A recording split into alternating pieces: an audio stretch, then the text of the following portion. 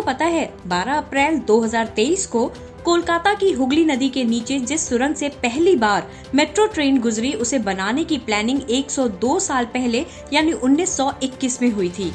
क्या थी ये प्लानिंग? कौन था वो शख्स जिसने सबसे पहले कोलकाता में मेट्रो के लिए पानी के अंदर सुरंग बनाने का सपना देखा था? क्या आपको पता है कोलकाता में पानी के नीचे जिस सुरंग में मेट्रो ट्रेन तेज रफ्तार से गुजर गई, उस सुरंग को दो बहनें रचना और प्रेरणा ने बनाया है।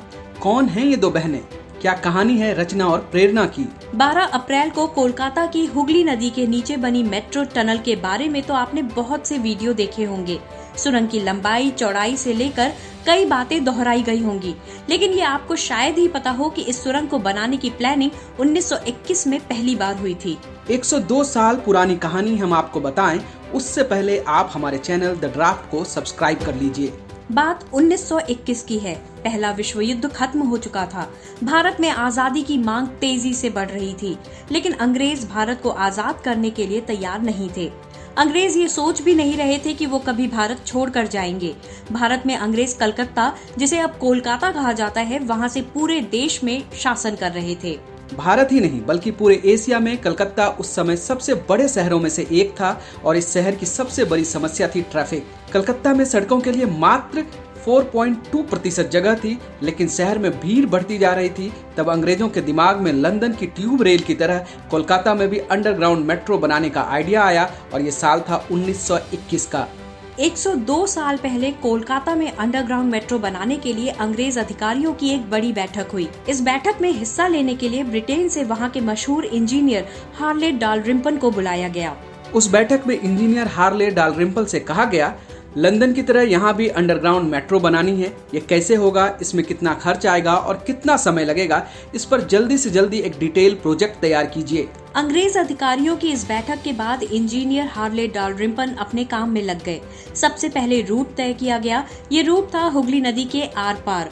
अब जिस ईस्ट वेस्ट कॉरिडोर पर नदी के नीचे सुरंग में मेट्रो चली है, वही रूट 1921 में भी तय किया गया था। रूट तय करने के बाद मिट्टी की जांच हुई। नदी के नीचे सुरंग बनाने के लिए वाटर फ्लोट चेक किया गया।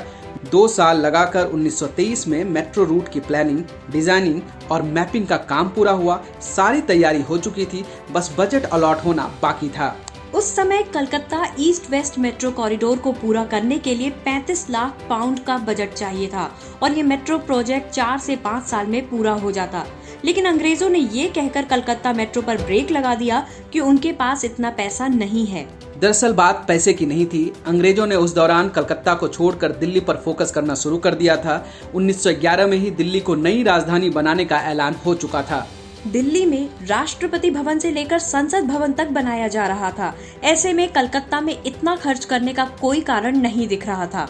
अंग्रेजों को ये भी डर था कि अगर भारत के लोग आजादी की मांग पर अड़े रहे तो उन्हें भारत छोड़ना पड़ेगा, फिर वो इतना बड़ा निवेश क्यों करें। समय बीतता गया। 1947 में देश आजाद हो गया। अंग्रेज वापस ब्रिटेन चले गए, लेकिन कलकत्ता में मेट्रो का सपना अभी जिंदा था। 1949 में पश्चिम बंगाल के सीएम बीसी रॉय ने फ्रेंच एक्सपर्ट्स की एक टीम को भारत बुलाया। उनके साथ बैठक के दौरान बीसी रॉय ने कहा, कलकत्ता में ट्रैफिक की समस्या लगातार बढ़ रही है। अंग्रेजों ने जमीन और पानी के अंदर मेट्रो चलाने का प्रोजेक्ट तैयार किया था। क्या हम उस पर आगे बढ़ सकते हैं?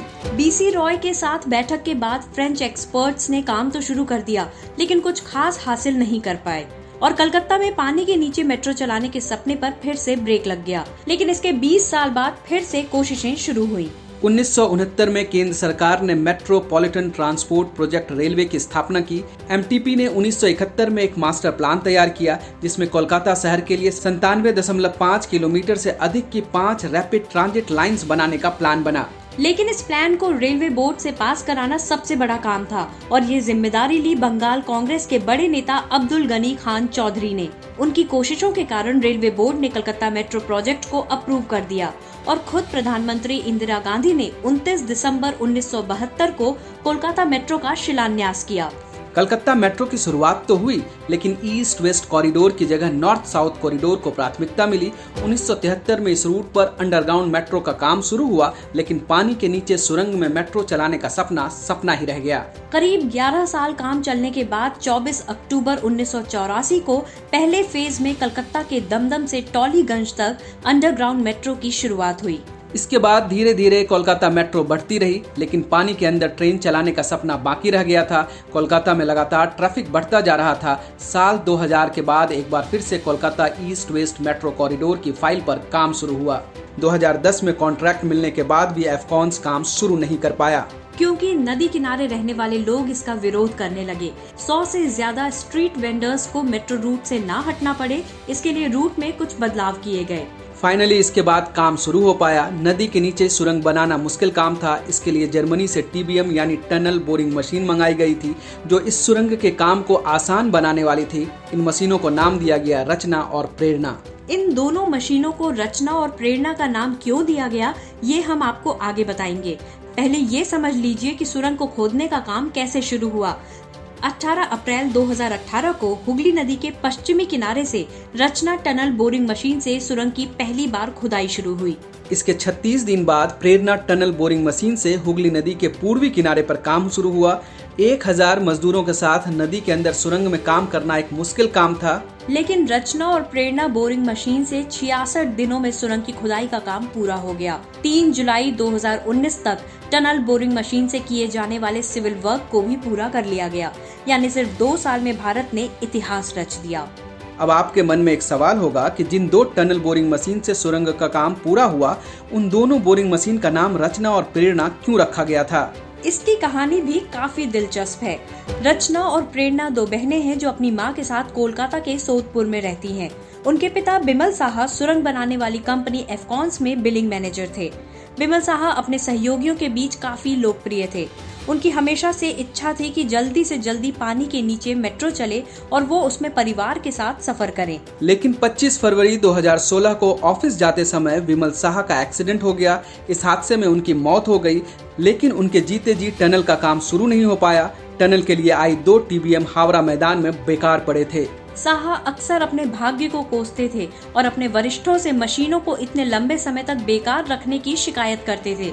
साहा के सहयोगियों का कहना है कि वो चाहते थे कि रुकावट को दूर कर लिया जाए और 2 TBM जो बेकार पड़ी हैं, उनसे सुरंग खोदने का काम शुरू कर दिया जाए। लेकिन उनके जीते जी टनल का काम शुरू नहीं हो पाया। बाद में जब टनल का काम शुरू हुआ तो एफकॉन्स के अधिकारियों ने टनल बोरिंग मशीन के नामकरण का फैसला किया।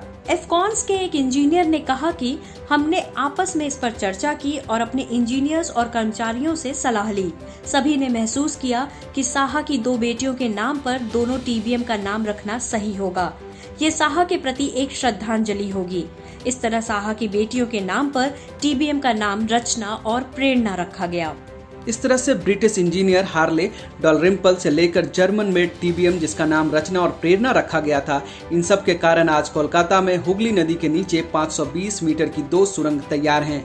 अब तक कोलकाता के एस्प्लेनेड और हावड़ा मैदान के बीच 4.8 किलोमीटर की दूरी तय करने में 50 मिनट लगते थे।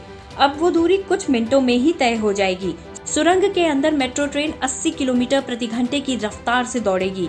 पानी में 520 मीटर का हिस्सा तो सिर्फ 45 सेकंड में पूरा कर लिया जाएगा। इस सुरंग की उम्र 120 साल होने का दावा किया जा रहा है।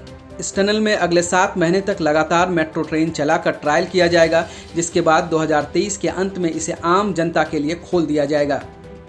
हालांकि भारत में नदी के अंदर पानी में बनी ये पहली रेल सुरंग है, लेकिन ये अभी सिर्फ शुरुआत है, क्योंकि मुंबई में समुद्र के नीचे 21 किलोमीटर लंबा रेल टनल बनाया जा रहा है, जिसमें 2027 से बुलेट ट्रेन के चलने की संभावना है। द ड्राफ्ट का ये एपिसोड आपको कैसा लगा जरूर बताइए, कमेंट कीजिए और परिवार के लोगों को फॉरवर्ड कीजिए। अगर आपको हमारा चैनल पसंद आता है तो इसे सब्सक्राइब करना मत भूलिए।